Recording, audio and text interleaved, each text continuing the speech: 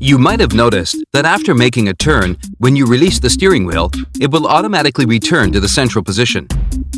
You will be amazed to find out that this steering wheel returnability is not achieved by any complicated mechanism using springs or valves. Instead, engineers have achieved the return motion of the steering wheel solely by giving the front wheels an angle called a caster angle.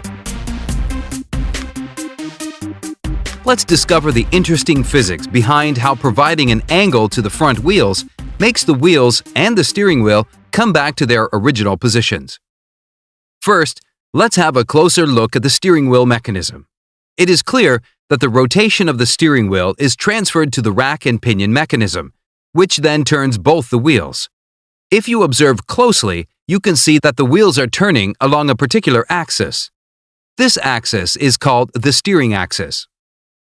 In the current demonstration, you can see that the steering axis is perfectly vertical. However, this is not normally the case in practice. In practice, the steering axis will be slightly inclined to the vertical, as shown. This angle is called the caster angle. You will get a clear picture of this angle when it is viewed from the side. Let's watch how this steering mechanism works. At first, you might not notice much difference from the previous mechanism. However, when you understand the concepts of patch area and pivot point, you will notice a big difference. Patch area is the area where force is transferred to the wheels. It is clear that the wheel is pivoted to turn around at the meeting point of the steering axle and road. Let's call this meeting point the pivot point.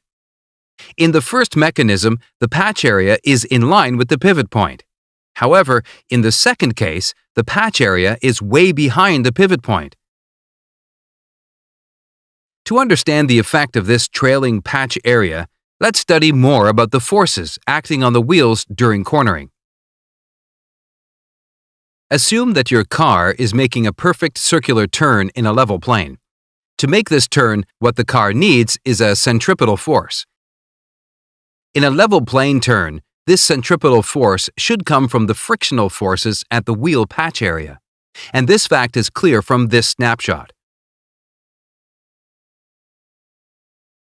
Now, let's analyze in detail what this frictional force does to the front wheels.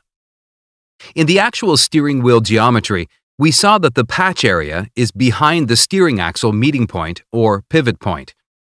If you no longer hold the steering wheel in this turned condition, the effect of the centripetal force on the wheels is obvious.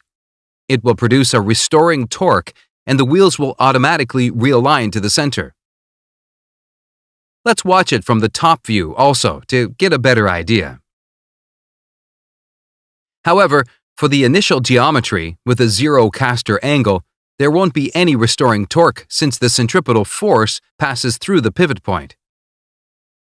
In short, just by giving a positive caster angle to the steering mechanism, engineers were able to attain the restoring torque. We salute the brilliant minds that visualized such an ingenious idea and avoided the need for a complex mechanism.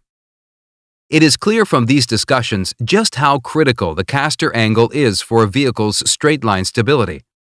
The caster angle is not adjustable on modern cars, but if during the wheel alignment operation any variation is found due to wear and tear of the connected parts, the issue should be fixed. We hope you will support our educational services on patreon.com. And don't forget to subscribe. Thank you.